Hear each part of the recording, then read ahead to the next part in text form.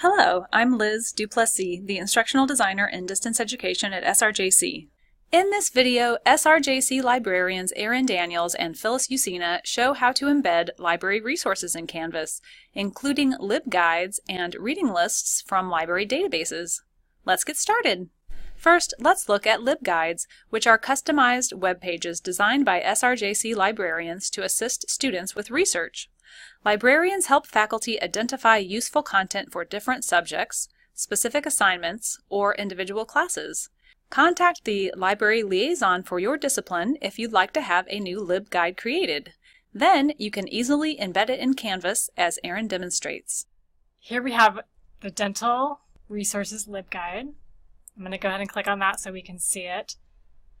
As the instructor in the course, it looks like this at first, so you want to just view content. This is what the students see. So what it does is bring in this whole LibGuide here, and then you have all the tabs that are also on the library guide as well. It brings all of those in. You can also, if you just like a certain page of a guide, like let's just say you wanted just this articles page, you can actually just bring a single page in as well. So those are great things to work on with your library liaison to build out the guides and then bring them into your Canvas class.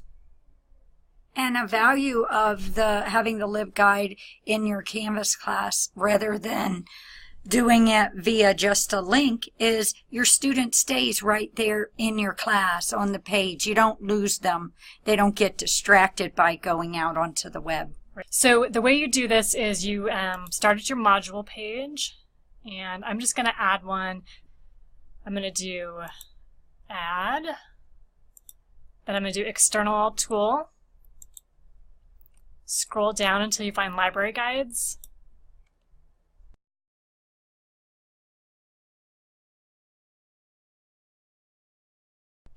and then that's going to show up right here under library guides. Once you click on that, it helps if you're already familiar with which guide you're going to put in. So you start with this drop-down menu, choose library guides, then you choose whether you want the full guide or a single page of the guide or just one little box you can actually do as well. So we'll do a full library guide. And then here allows you to choose from the pre-existing guides that you may have already made with your library liaison. So for example, if we take, we'll do the fake news guide.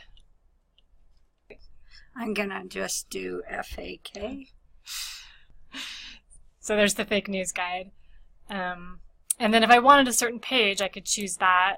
For it to open up to just the certain page. But I'm going to do the whole guide, and then I'll go ahead and do embed content. And then if I scroll back down to week 2, you can also rename this. So I would rename it Fake News Guide.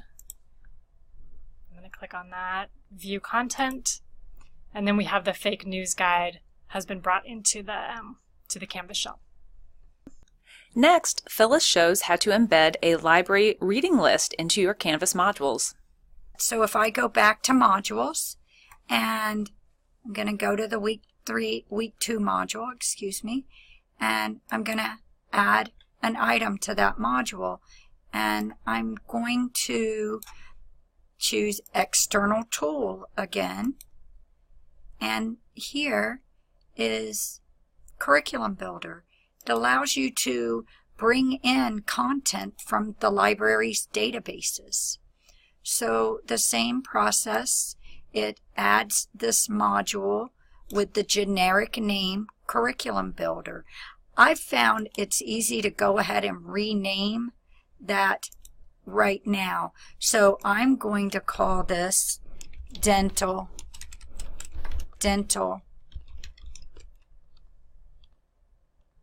books and articles.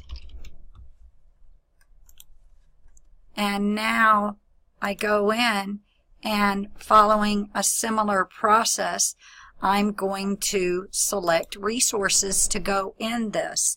And if I'm looking up dental ethics,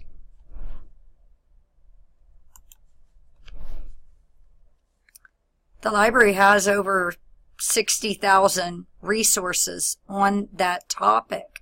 I can use the limiters to select a source type. For instance, if I want to just look at our books first, I'll take a look there. I also, with the health sciences, here are various ethics books that you can see, and I can, with one click, add them to the reading list. Examination prep book. Students are really going to be interested in that. Here are even some textbooks. You can see this is an ebook, and many of our ebooks we're starting to collect, trying to use unlimited access if that's available, so more students can view it at one time. I am also going to go down and look for some articles. I'm going to change my topic.